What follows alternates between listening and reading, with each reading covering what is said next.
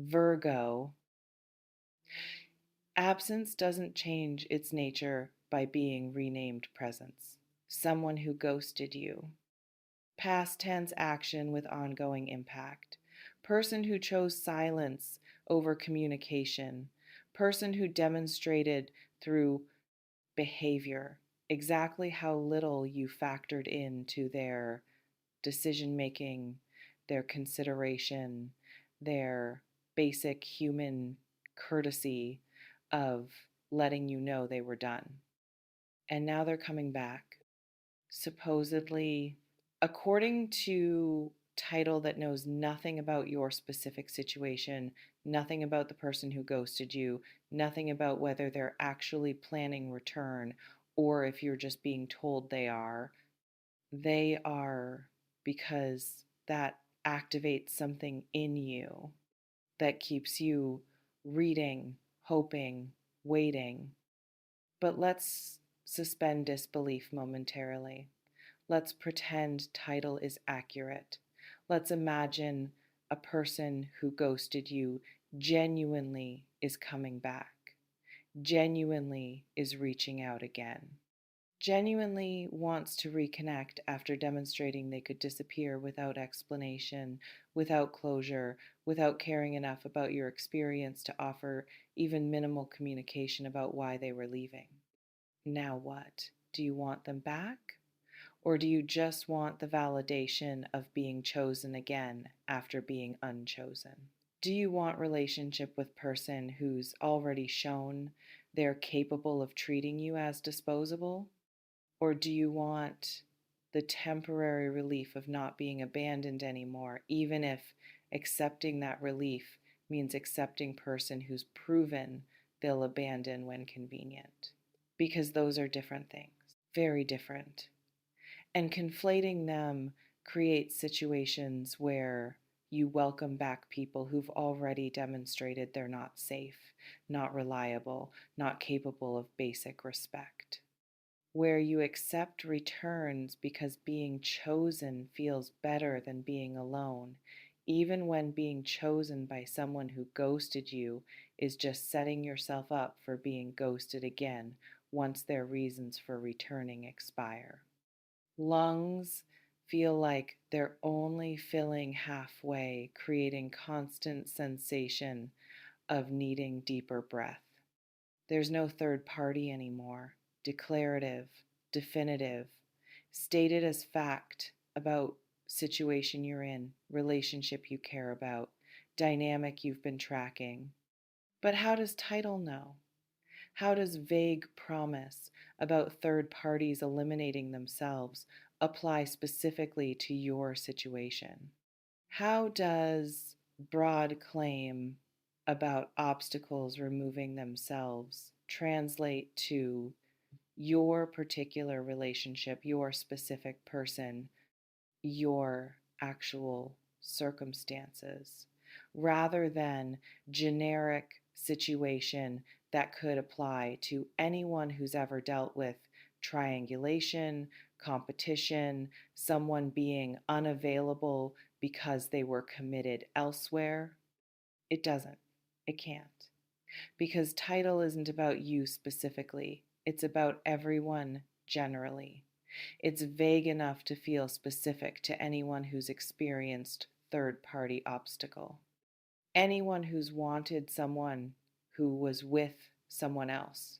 Anyone who's been in situation where they felt secondary, optional, less important than someone else who had primary claim. And by being vague enough to apply to everyone, it actually applies to no one. It's not prediction about your situation. It's activation of your hope that maybe, possibly, this time, the thing keeping you apart from the person you want is finally removed, finally resolved, finally no longer obstacle between you and connection you've been fantasizing about. But third party removing themselves doesn't create relationship, doesn't guarantee connection, doesn't mean person suddenly wants you just because other option is no longer available. Sometimes third party leaving just means person is alone now, or finding fourth party, or realizing they prefer being unattached to being with you. Third party elimination doesn't automatically equal your promotion from secondary to primary, from option to choice, from person they might consider. If circumstances align to person they actively choose, regardless of circumstances, it just means obstacle you've been blaming for lack of connection is gone, which means if connection still doesn't happen, you can't blame third party anymore. You have to face possibility that third party was never the real obstacle. That person's lack of interest, lack of investment, lack of genuine desire to be with you, that was obstacle, and it remains obstacle whether third party exists or not. Stomach twisting itself into configuration that feels like permanent knot. Someone who ghosted you is coming back. Let's examine ghosting specifically, what it is, what it communicates, what it reveals about person who does it.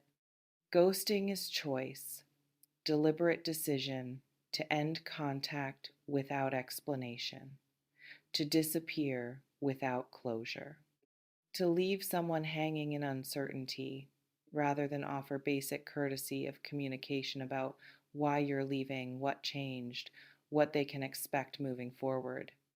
And it's cruel, not always intentionally. Sometimes people ghost because they're overwhelmed, avoidant, genuinely don't know what to say, so they say nothing. But regardless of intention, impact is cruel. Impact is leaving someone wondering what they did wrong, what happened, whether person is okay or just done, whether to keep hoping or start grieving. Impact is creating uncertainty that prevents closure, that keeps doors slightly open just enough that moving on feels premature, but staying hopeful feels increasingly pathetic. Impact is disrespecting someone enough to treat their need for basic communication as less important than your need to avoid uncomfortable conversation. So, person who ghosted you has already shown you something crucial about themselves, shown you they're capable of choosing their comfort over your clarity, shown you they're willing to leave you in painful uncertainty rather than have difficult conversation, shown you their conflict avoidance or disregard for your experience outweighs any care they claim to have for you. And now they're coming back? Now they've decided you're worth contacting again? Now they're ready to reconnect after demonstrating they could disconnect without word? What's changed? Did they suddenly develop communication skills they lacked before? Did they magically become a person who values your experience enough to not disappear again when things get uncomfortable? Did they transform into someone capable of handling difficulty with honesty rather than avoidance? Or are they just bored, lonely, between options? Remembering you existed and wondering if you're still available, still interested, still willing to accept treatment you already accepted once by being there when they decided to return. Hip flexors tight like they're preparing to run, but holding position instead. Coming back, that phrase, that promise, that suggestion, that return is imminent, inevitable, already in motion. But coming back assumes you're stationary, assumes you're still where they left you, assumes you've been waiting, hoping, keeping door open for their potential return instead of closing it, moving on, building life that doesn't include space for people who treat you as optional. And maybe you have been waiting. Maybe you have been hoping. Maybe door is still open because closing it feels like giving up, like admitting it's really over, like accepting that person you wanted doesn't want you enough to stay, to communicate, to treat you with basic respect. But waiting for Ghoster to return is signing up for more of what you already experienced, more uncertainty, more being treated as option rather than priority, more relationship where your needs for communication and clarity matter less than their comfort with avoiding difficulty. Because people who ghost don't magically become people who communicate clearly. People who choose avoidance over honesty don't suddenly transform into people who value transparency. People who demonstrate they can walk away without word don't become people you can trust to stay, to show up, to treat you like you matter. They might come back, might reach out, might want to reconnect, but they'll be same person who ghosted, same patterns, same avoidance, same willingness to choose their comfort over your clarity. Just temporarily visible instead of disappeared. And if you accept that return, if you welcome them back, if you make yourself available again despite how they've already treated you, you're teaching them that ghosting works, that they can disappear without consequence, that you'll still be there when they decide to come back, that your boundaries are flexible enough to accommodate being treated as dispensable. And they'll learn that lesson, they'll internalize it. And when things get difficult again, when they feel overwhelmed again, when avoidance feels easier than communication again, they'll ghost again. Because it worked before, because you accepted it before, because you demonstrated through welcoming return that ghosting doesn't cost them access to you. Jaw muscles creating tension that radiates up into temples, creating dull, persistent ache. There's no third party anymore. Someone who ghosted you is coming back. Two separate claims presented as if they're connected, as if third party removal is why ghoster is returning, as if obstacle being gone creates condition for reconnection. But what if they're not connected? What if third party situation has nothing to do with person who ghosted you? What if these are just two separate, vague promises that apply to different situations in your life, different people, different dynamics that title is combining? Because combining them creates bigger activation than either would alone. Or what if they are connected but not how you're hoping? What if third party is gone and ghoster is coming back but not because they choose you?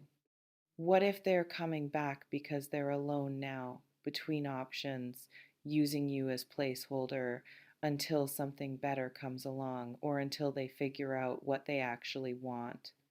What if return isn't about you being their choice, but about you being their available option when primary choice is no longer available? What if third party removal doesn't promote you to primary, but just makes you most convenient option for someone who's proven they're comfortable treating you as secondary? Because that's what ghosting establishes. It establishes hierarchy. It demonstrates that you're not important enough for basic communication, not valued enough for closure, not respected enough to deserve explanation when they leave. And third party being gone doesn't change that hierarchy, doesn't suddenly make you important, valued, respected, just makes you available when person who ghosted you decides they want company again, attention again, validation again from someone they know will probably accept them back because you were accepting enough to tolerate being ghosted in first place. Is that what you want? To be available option for person who's already demonstrated you're not their priority? To accept return from someone who left without word because at least being secondary option is better than being alone? Or do you want to recognize that both third party removal and ghoster return might be irrelevant to what you actually need, which isn't for obstacles to remove themselves or for people to come back, but for you to have enough self respect to not accept treatment you've already accepted, to not make yourself available to people who've proven they treat you as disposable, to not mistake temporary relief of being chosen again for actual respect that includes basic communication, even when someone's leaving. Shoulders bunched, creating tension pattern that's becoming familiar baseline. Let's talk about what actually happens when ghosters return. When people who disappeared without explanation suddenly reappear without apology. When someone who demonstrated they could treat you as optional decides they want access again. Sometimes they act like nothing happened, like ghosting never occurred, like you're supposed to just pick up where you left off without addressing the fact that they left without word, that you were left in uncertainty, that their disappearance created pain they never acknowledged, let alone apologized for. Sometimes they offer explanation, but explanation isn't apology. Explanation is justification. It's here's why I did what I did, presented as if understanding their reasoning should make impact on you irrelevant. As if knowing they were overwhelmed or confused or dealing with something difficult should make being ghosted acceptable, forgivable, not worth discussing further. Sometimes they apologize. But apology without changed behavior is just words. It's, I'm sorry, I disappeared, presented without any indication that they've developed capacity to communicate differently, to handle difficulty differently, to treat you differently than they already treated you. And sometimes they're different. Sometimes people genuinely grow. Sometimes they recognize how they handled things was wrong. Sometimes they've done internal work that makes them capable of showing up differently than they showed up before. But you can't know which version you're getting until you engage, until you give them access, until you make yourself vulnerable again to person who's already shown they're capable of hurting you through absence, through silence, through choosing their comfort over your clarity. And that's the gamble. That's the risk. Do you give person who ghosted you chance to prove they're different? Or do you protect yourself by maintaining boundary that says ghosting is deal breaker? That people who demonstrate they're capable of treating you as disposable don't get second chance to prove they can treat you as valuable? There's no right answer, just consequences. Either direction has consequences. Giving them chance might reveal genuine growth, might create genuine reconnection, might lead to relationship that's healthier than what existed before, or might reveal they're same person with same patterns, just temporarily motivated to behave differently until they're not. Maintaining boundary might protect you from being hurt again, might demonstrate self-respect that sets standard for how you allow yourself to be treated, might prevent repeating dynamic where you accept less than you deserve, or might mean missing possibility of genuine reconnection with person who's actually changed. Only you can assess which risk is worth taking. Only you can determine whether person who ghosted you deserves access again. Only you can decide if third-party removal and potential return creates opportunity you want to explore or trap you want to avoid. But whatever you decide, decide consciously, not because title promised they're coming back, not because hope feels better than closure, not because being chosen again temporarily relieves pain of being unchosen, but because you've assessed person, situation, your own needs and boundaries, and determined that engaging is aligned with your self respect rather than violation of it. Forearms rigid like they're bracing against force that exists more internally than externally. So, what's actually being offered here? What's this title really promising? Not specific prediction about your situation, not concrete information about person who ghosted you or third party in your life. Just general promise that obstacles remove themselves and people return. Just vague assurance that things work out, that waiting pays off, that staying available to people who've already proven they're unreliable somehow results in them becoming reliable. And maybe that's comforting. Maybe believing third party will eliminate themselves and ghoster will return makes waiting feel more purposeful, makes staying stuck feel more strategic, makes refusing to move on feel more like patience than like fear. But comfort isn't truth. Believing something because it feels good to believe doesn't make it accurate. And organizing your life around vague promises because they align with what you're hoping for doesn't make them reliable predictions worth trusting. You want to know if third party situation is resolving? Stop consuming content about it and look at actual situation. Look at behavior. Look at choices being made. Look at whether anything is actually changing or if you're just hoping it is. You want to know if person who ghosted you is coming back? Stop waiting for them to return and decide whether you'd even want them back if they did. Decide what boundaries you need to maintain. Decide what changed behavior would need to look like to even consider reconnecting. Decide if you're willing to risk being ghosted again, or if that's deal breaker that stands regardless of whether they return. Because you have agency here. You have choice. Not over whether third party stays or leaves, not over whether ghoster returns or stays gone, but over how you respond to either scenario, over what you accept, over what you're available for, over whether you organize your life around hope that external circumstances will align the way you want, or whether you build life that works regardless of whether they do.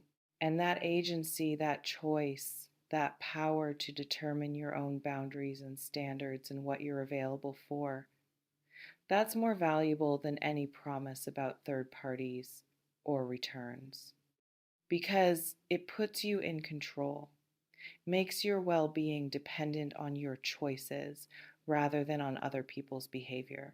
Create stability that comes from within rather than from hoping external situation finally arranges itself favorably. So use it, use your agency, make conscious choices, set clear boundaries, decide what you're available for based on self respect rather than on hope, and let third parties and ghosters do whatever they're going to do while you build life that doesn't require them to behave particular way for you to be okay. Because that's what actually creates the transformation these titles keep promising.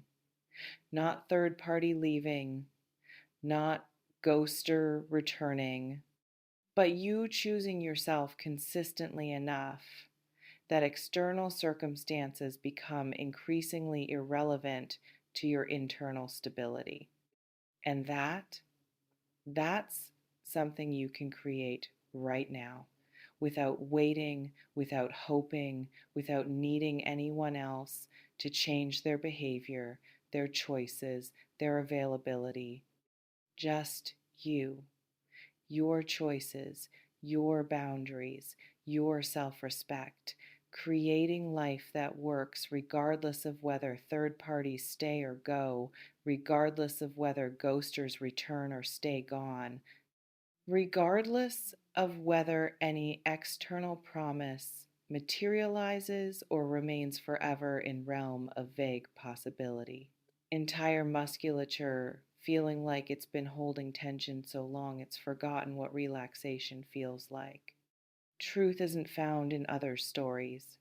It's discovered in your own silence. No predictions, just presence. Stay curious, stay awake.